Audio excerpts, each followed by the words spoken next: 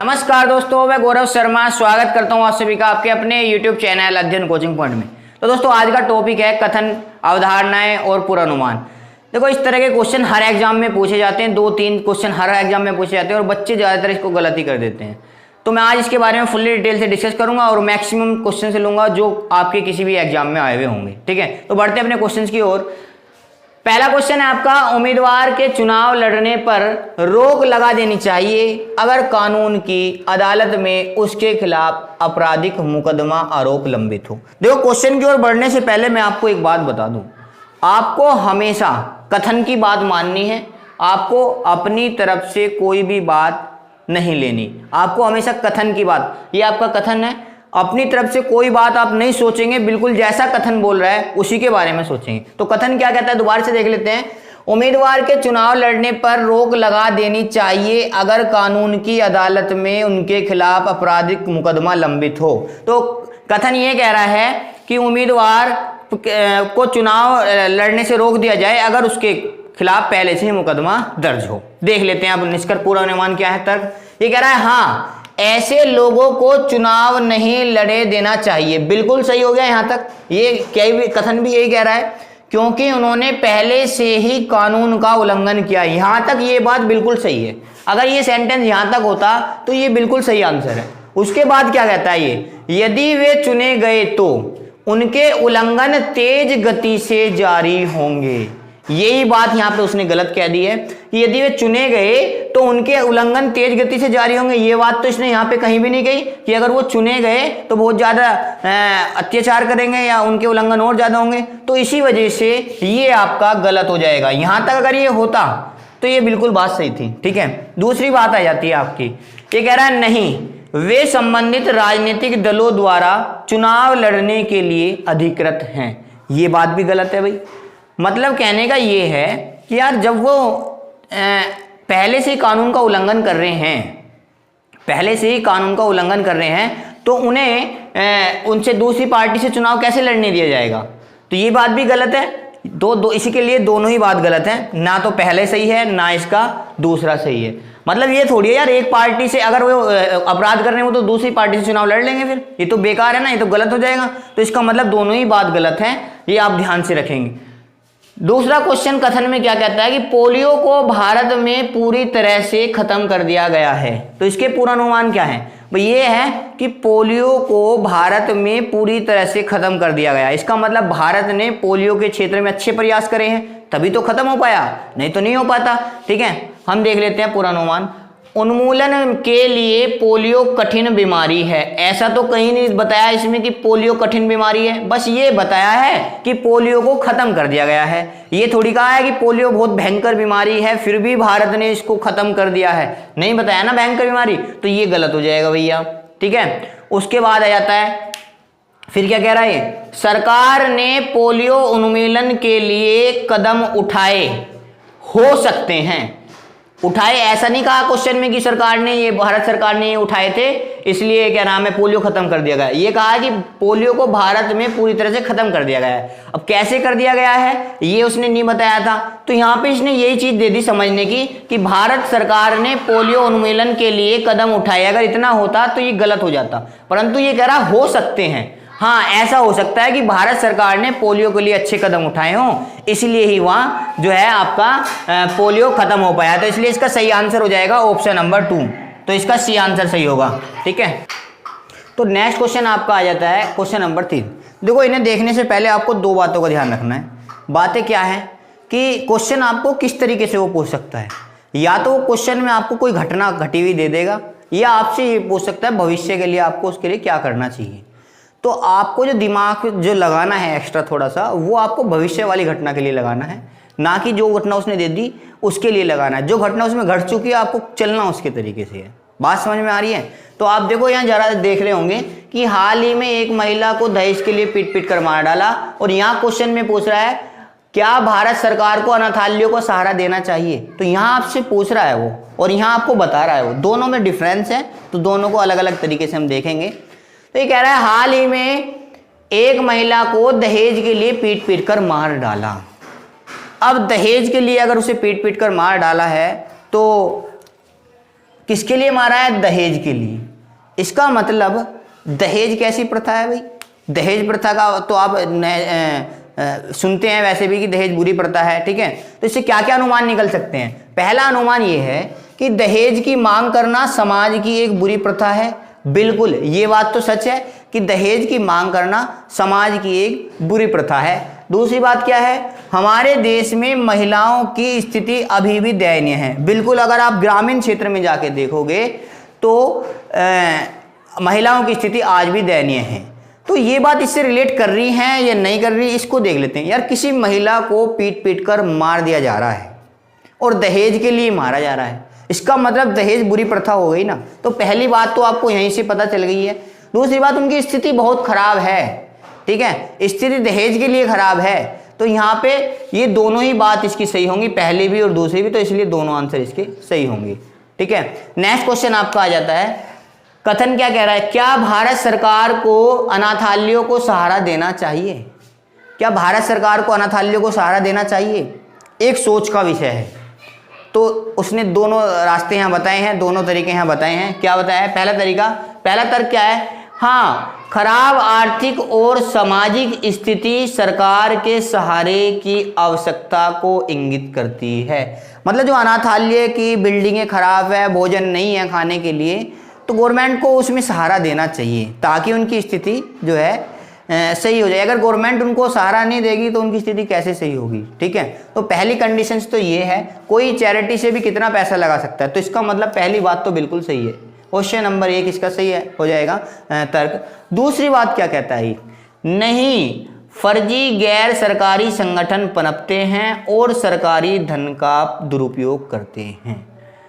देखो, ये बात भी अपनी जगह बिल्कुल सही है कि अगर गवर्नमेंट ये रूल ले आए कि अनाथालय को इतने रुपए देने ही देने हैं, फिक्स हैं, तो क्या होगा? नई नई अनाथालय बनेंगे, लोग अनाथालयों के नाम पे लोगों से पैसा, सरकार से पैसा ऐंठेंगे और जिसका बहुत दुरुपयोग करेंगे कि दिखाएंगे वहाँ संख्या इतनी है इतनी। तो मतलब कोई दोनों बातें अपनी जगह सही हैं। हाँ, सरकार मदद भी करना चाहती है, सरकार को करनी चाहिए मदद, ठीक है, परंतु उसका जो है इफेक्ट भी तो कुछ और पड़ता है। उसका इफेक्ट कुछ और पड़ता है। जो प्राइवेट संस्था होंगी वो क्या करेंगी? वो सरकार के पैसे का दुरुपयोग करेंगे। तो इसका मतलब इसके भी दोनों आंसर सही हैं। ऑप्शन नंबर डी इसका सही आंसर हो जाए। तो नेक्स्ट क्वेश्चन आपका आ जाता है ये क्वेश्चन नंबर 5। भाई देखो, इसमें क्वेश्चन में क्या कह रहा है? जो छात्र रिकॉर्ड बुक प्राप्त नहीं करते उन्हें प्रैक्टिकल परीक्षा में भाग लेने की अनुमति नहीं दी जाएगी। तो पहले तो क्वेश्चन में ये देख रहा है, क्वेश्चन हमसे पूछ रहा है या हमें बता रहा है। तो इस क्वेश्चन में कहीं क्या वगैरह नहीं है, तो इसका मतलब हमें बता रहा है, इसकी बात माननी है जो इसमें लिखी हुई है। अगर हमसे कहता, ये हमसे पूछता, तो हम अपना तर्क लगा के देख सकते थे, ठीक है। तो ये कह रहा है जो छात्र रिकॉर्ड बुक प्राप्त नहीं करते उन्हें प्रैक्टिकल में भाग लेने की अनुमति नहीं है, मतलब उन्हें प्रैक्टिकल देने से रोक दिया जाएगा। पूरा अनुमान देख लेते हैं। प्रैक्टिकल परीक्षा में भाग लेने के लिए रिकॉर्ड बुक अनिवार्य है। बिल्कुल सही बात है, रिकॉर्ड बुक अनिवार्य है, पहली बात सही है। अगर आपके पास रिकॉर्ड बुक नहीं होगी तो आपको प्रैक्टिकल उसमें नहीं बैठा जाएगा। दूसरी बात, प्रैक्टिकल परीक्षा के एक छात्र को एक विषय में तकनीकी रूप से मजबूत बनाती है। अब इसने जो बात लिखी है हमें तो उस पर ध्यान देना है ना, अब उसकी बात पे ध्यान देना है। तो उसने ये बात कहीं लिखी नहीं है कि प्रैक्टिकल जो है, प्रैक्टिकल परीक्षा जो तकनीकी रूप से छात्र की बुद्धि को मजबूत बनाती है, ठीक है। तो ये बात कहीं लिखी हुई है? नहीं लिखी हुई, तो इसलिए ये बात इसकी गलत होगी। तो इसका सही आंसर जो हो जाएगा वो हो जाएगा केवल 1, ठीक है। ये बात दूसरी वाली इसकी गलत हो जाएगी। नेक्स्ट, इसको फिर से देख लेते हैं, क्या कह रहा है ये? भारत दुनिया की कुल आईटी उद्योग में 55% बाजार की हिस्सेदारी रखता है। इसका मतलब ये भी बात हमसे बता रहा है, ना कि हमसे पूछ रहा। तो इसकी बात माननी पड़ेगी हमें, अपनी तरफ से कोई तर्क नहीं लगाना, ठीक है। तो देखो क्या है पूरा अनुमान, ये कह रहा है भारत 55% हिस्सेदारी रखता है दुनिया के बाजार की। तो इसका क्या मतलब निकाला इन्होंने कि विदेशी कंपनियां सस्ते श्रम की आवश्यकता उपलब्ध के लिए ही भारत को पसंद करती हैं। ऐसा तो कहीं नहीं है भाई। भारत अगर 55% हिस्सेदारी रखता है बाजार की, इसका मतलब ये थोड़ी है कि सस्ता सामान यहाँ भारत में रखता है या कंपनी सस्ते की वजह से यहाँ पे वो करती है, इन्वेस्ट करती है। नहीं, ऐसा तो कहीं नहीं लिखा हुआ इसमें, तो ये बात गलत हो जाएगी। फिर कह रहा है केंद्र सरकार ने बहुराष्ट्रीय कंपनियों को उनकी प्रगति के लिए विभिन्न सब्सिडी दी है। अच्छा, ये कहना ये चाह रहा है क्या हमारी केंद्र सरकार कंपनियों को पैसा देती है कि तुम हमारे देश में इन्वेस्ट करो? ऐसा तो कहीं नहीं लिखा, इसमें कहीं लिखा हुआ है नहीं, बस केवल बाजार के बारे में बात करिए। तो इसका मतलब ये बात भी गलत है। तो इसका सही आंसर ऑप्शन नंबर 3 हो जाएगा। ना एक सही है इसका, ना ही दूसरा सही है। और नेक्स्ट क्वेश्चन आपका दे दिया, कथन दे दिया, आपके देखो क्या लग गया। तो इसका मतलब ये बात हमसे पूछना चाह रहा है, हमारे मन की, हाँ अपने तर्क पूछना चाह रहा है कि आपके हिसाब से क्या होना चाहिए, तब आप आंसर बताएंगे।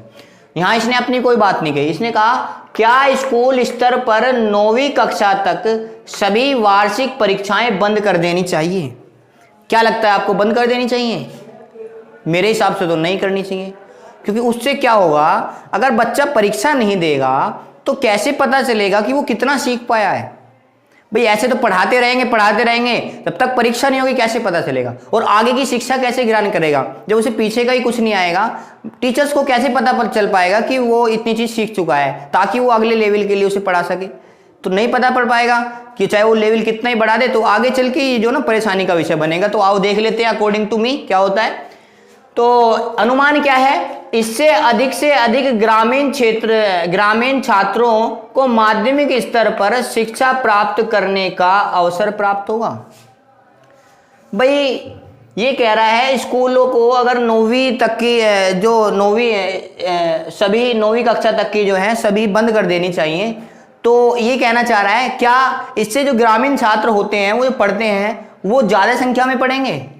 नहीं, आज के टाइम में जो छात्र पढ़ना चाहते हैं वो तो पढ़ेंगे ही। भाई इसका मतलब ग्रामीण छात्रों से उसका क्या मतलब हो जाता है? भाई जो छात्र पढ़ रहा है वो परीक्षा भी देगा, ये तो है नहीं कि भाई परीक्षा तो देनी नहीं, पढ़ रहे हैं बस, और उस पढ़ाई का फायदा भी क्या है? तो पहली बात तो बिल्कुल गलत हो जाएगी कि इसका कोई मैटर नहीं है, इसका कोई तर्क नहीं है कि इससे अधिक ग्रामीण छात्रों को माध्यमिक स्तर मतलब 8वीं तक जो है जो तुम्हारी शिक्षा प्राप्त करने के अवसर प्राप्त होगा। ठीक है, अवसर तो आज भी है, आज भी सरकार जो है फ्री में पढ़ा रही है उन्हें, तो ये बात बिल्कुल गलत हो गई है। दूसरी बात देख लेते हैं, नहीं बंद नहीं करनी चाहिए।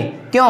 यदि छात्रों को कॉलेज स्तर की शिक्षा हासिल करने में मदद नहीं करेगा। तो सही बात कह रहा है ये कि अगर आपने ये परीक्षाएं बंद कर दी तो छात्रों का जो कॉलेज स्टैंडर्ड है वो डाउन हो जाएगा, उन्हें पता ही नहीं रहेगा कि किस तरह का क्या पॉइंट कहाँ से कैसे कैप्चर करना है। तो इसका मतलब ये है परीक्षाएं बहुत ज़रूरी हैं, इसीलिए इनको नहीं करना चाहिए। तो ऑप्शन नंबर 2 इसका बिल्कुल सही आंसर हो जाएगा। तो केवल 2 ऑप्शन नंबर 1 इसका सही आंसर हो गया। ठीक है, दूसरा तर्क इसका सही था, अनुमान। नेक्स्ट क्वेश्चन, फिर से ये क्या कह रहा है, फिर से हमसे पूछना चाह रहा है कि आपको क्या लगता है, क्या सभी स्तरों पर शिक्षा क्षेत्रीय भाषा में मुहैया कराई जानी चाहिए? भाई अकॉर्डिंग टू मी बता देता हूं कि ये कहना ये चाह रहा है क्या जो शिक्षा है वो क्षेत्र के आधार पर, जो क्षेत्र की भाषा है उनके आधार पर किताबों को छाप के उसी में ही करानी चाहिए क्या? जैसे कहीं बंगाली है, गुजराती है, नेपाली है, बुंदेली है, इन भाषाओं में करानी चाहिए? तो मेरे हिसाब से तो ये बिल्कुल गलत है। क्यों है भाई गलत? इसके गलत होने के कारण क्या है? पहली बात तो रोजगार के जो अवसर हैं वो सीमित हो जाएंगे। भाई अगर आपको बुंदेली का ही ज्ञान है केवल, तो आप केवल बुंदेली के क्षेत्र में ही नौकरी कर सकते हैं। आप नेपाली वाले क्षेत्र में कैसे नौकरी कर लेंगे जब आपको नेपाली का पता ही नहीं है? तो रोजगार के अवसर बहुत कम हो जाएंगे यहाँ से। ठीक है, तो ये मेरे हिसाब से तर्क बनता है। आओ देख लेते हैं इसमें क्या होता है। तो अनुमान क्या कहता है? हाँ, चीन और जापान की शैक्षणिक पद्धति स्थानीय भाषा में है। अरे भैया हमारा इसमें चीन और जापान से क्या मतलब? इसने कहा सभी स्तरों पर शिक्षा क्षेत्रीय भाषा में कर देनी चाहिए। यहाँ कहीं चीन जापान के बारे में कोई बात नहीं हो रही, और हमें उनकी शिक्षा से मतलब क्या है? सीधी बात है, ये कह रहा है कि ऐसा करना चाहिए, नहीं करना चाहिए, इससे क्या फायदे क्या नुकसान, हमें चीन जापान से मतलब क्या? तो ये क्वेश्चन, ये तो पहली बात गलत ही हो गई। ठीक है, दूसरी बात अब ये क्या कहता है, नहीं यह रोजगार के अवसर कम कर सकता है। बिल्कुल जो मैंने सोचा वो ये बता रहा है कि कम कर सकता है जब भारत अपनी अर्थव्यवस्था का उदारीकरण कर रहा हो, जब भारत अपनी अर्थव्यवस्था का उदारीकरण कर रहा हो और हमारी आर्थिक गतिविधियों में विदेशी उद्यमियों का एक बड़ा योगदान अपेक्षित हो जाएगा। तो मतलब क्या होगा कि कहने का मतलब ये है कि जब भारत अपनी अर्थव्यवस्था का उदारीकरण कर रहा होगा तो विदेशी क्या सोचेंगे? विदेशी यार ये सोचेंगे, अगर विदेशी हमारे देश में कोई कंपनी लगाना चाहते हैं वो चाहेंगे कि उन्हें उनके देश की भाषा का पता हो, मतलब कोई सी भी हो चाहे, या उन्हें कोई ऐसी भाषा का पता हो जो एक बहुत बड़े फील्ड में फैली हुई है। ठीक है, तो मतलब कहने का ये एक ऐसी भाषा जो तो क्षेत्रीय भाषा का यहाँ कोई रोल नहीं है। तो आपको अगर एक ऐसी भाषा सीखनी है जो बहुत बड़े क्षेत्र में फैली हुई है, तो ही आपको रोजगार के अवसर बढ़े जाएंगे, तो ही आप विदेश में नौकरी कर पाएंगे। इसके अकॉर्डिंग विदेश में नौकरी आप तभी कर पाएंगे। तो इसका मतलब है दूसरी वाली बात इसकी सही है, तो केवल 2 इसका सही आंसर हो जाएगा। ये बात बिल्कुल सही साबित हुई है कि अगर ये पूछ रहा था ये करानी चाहिए, तो ऐसा नहीं करना चाहिए। आपको हमेशा क्षेत्रीय भाषा में जो शिक्षा नहीं देनी चाहिए, ऐसी भाषा में शिक्षा देनी चाहिए जिसका क्षेत्र रोजगार के लिए बहुत ज़्यादा विस्तृत हो। तो नेक्स्ट क्वेश्चन आपका आ जाता है ये। क्वेश्चन में क्या कह रहा है कि पानी शुद्ध करने के लिए आजकल आरओ प्रौद्योगिकी का उपयोग होता है। तो सबसे पहले तो हमें यही देखना है कि हमसे क्वेश्चन पूछा गया है, ये हमसे पूछ रहा है या हमें बता रहा है। तो ये बता रहा है हमें, ठीक है, हमसे पूछा नहीं गया। अगर पूछता तो क्या कहता, हमारा तर्क कुछ नहीं लगेगा यहाँ पे, ठीक है। तो ये कह रहा है, तो इसकी बात माननी पड़ेगी हमें कि पानी शुद्ध करने के लिए आजकल आरओ प्रौद्योगिकी का उपयोग होता है। तो पहली बात क्या है, एक कृत्रिम तकनीक का उपयोग स्वास्थ्य के लिए खतरनाक है। पहली बात तो ये बात खतरनाक उसमें दे नहीं रखी, और दूसरी बात अगर खतरनाक होती तो आरओ का प्रयोग हम घर में क्यों करते, क्योंकि वो भी कृत्रिम टेक्नोलॉजी के द्वारा बनी हुई है। तो पहली बात तो बिल्कुल गलत होगी, ठीक है, दोनों ही तरीके से गलत है। आप ना तो इसके बारे में कोई खतरनाक यहाँ बात कही है, और दूसरी बात अगर ये खतरनाक होती तो आरओ का प्रयोग क्यों होता। दूसरी बात को हम सोचेंगे, लोग आधुनिक प्रौद्योगिकी को अपनाने के लिए तैयार हैं, मॉडर्न टेक्नोलॉजी को अपनाने के लिए थे। ये बात भी इसमें नहीं कह रखी भाई लोग जो है आधुनिक प्रौद्योगिकी को अपनाने के लिए तैयार हैं। ये बात हमसे नहीं पूछी गई। अगर ये हमसे पूछा जाता तो शायद हम सोच सकते थे कि हाँ वो अपनाने के लिए तैयार हैं, परंतु हमें तो इसके हिसाब से चलना है ना। इसमें हमें कहीं बात ये कही नहीं गई, ना हमसे पूछी गई, तो इसलिए ये भी इसका गलत होगा। अगर ये हमसे पूछता क्या लगा के, तो हम एक बार को सोच सकते थे। तो इसलिए इसका सही आंसर ऑप्शन नंबर 2, ना 1 सही है और ना ही 2 सही है। नेक्स्ट क्वेश्चन को देख लेते हैं। नेक्स्ट क्वेश्चन क्या कहता है, कथन में इन दिनों व्यक्तियों से बड़ी कंपनियों तक उत्पादों और प्रक्रियाओं में कंप्यूटरीकरण एक बड़े पैमाने पर हो रहे हैं। यहां तक इसने बात हमें समझाई कि ऐसा हो रहा है और इसके अकॉर्डिंग चलना है। बीच में इसने क्या लगा दिया, इसका मतलब अब ये हमसे पूछना चाह रहा है कि हमें क्या करना चाहिए, ठीक है। तो क्या लगा दिया, क्या व्यक्तियों और संगठनों के लिए इस पर निर्भर रहना सही है। तो अब हम अपना तर्क लगाएंगे। क्या कंप्यूटर के लिए, जैसे कंप्यूटर का जो विकास होता जा रहा है, क्या इस पर निर्भर रहना सही है या गलत है। तो हम कह सकते हैं सही है। क्यों, क्योंकि टेक्नोलॉजी आपकी बढ़ती जा रही है, ठीक है, बढ़ती जा रही है। मान ले कोई कंप्यूटर का एक फील्ड खराब हो गया तो दूसरा फील्ड तो सही है ना, मतलब कंप्यूटर अब कभी भी नष्ट नहीं होगा, तो हम इस पे निर्भर रह सकते हैं। अगर कंप्यूटर नष्ट हो जाता तो हम सोच लेते निर्भर नहीं रहेंगे। भाई कोई कंप्यूटर ऐसी चीज तो है नहीं अब खत्म हो जाएगी, टेक्नोलॉजी बढ़ती जा रही है, बढ़ती जा रही है, बढ़ती जा रही है, तो हम इस पर निर्भर रह सकते हैं, बिल्कुल रह सकते हैं। तो अब ये क्या कह रहा है, हाँ यह उत्पादकता स्तर को हर जगह बढ़ाने में मदद करता है। तो निर्भर रह सकते हैं, पूरी तरह से निर्भर तो नहीं है ना, तो मतलब कर सकता है, तो मतलब कहने का ये है इस पर निर्भर रह सकते हैं हम। तो ये हमारे हिसाब से क्वेश्चन बिल्कुल सही हो जाएगा, नंबर 1, ठीक है। दूसरी बात क्या कह रहे हैं, हाँ अमेरिका और ब्रिटेन जैसे, भाई अब किसी स्पेशल चीज से अगर ये कंपेयर कराए तो वहां तो आपको आंख में से गलत ही लगाना है, क्योंकि यहाँ अमेरिका और ब्रिटेन जैसी बात ही नहीं की गई है, ठीक है। ये कह रहा है अमेरिका और ब्रिटेन जैसे कई पश्चिमी देशों ने कंप्यूटर प्रौद्योगिकी को अपनाने के कारण तेजी से तरक्की की है, ठीक है। ये कोई तर्क नहीं है कि हाँ उन्होंने और देशों ने भी तरक्की की है, केवल अमेरिका ब्रिटेन की बात ही क्यों करी, जापान ने भी तरक्की की है, रूस ने तरक्की की है, फ्रांस ने तरक्की की है, क्यों हम उन देशों की बातें करें। तो ये कोई तर्क नहीं है यहाँ पे, ठीक है, तो ये गलत हो जाएगा। तो इसका सही आंसर केवल 1 सही होगा।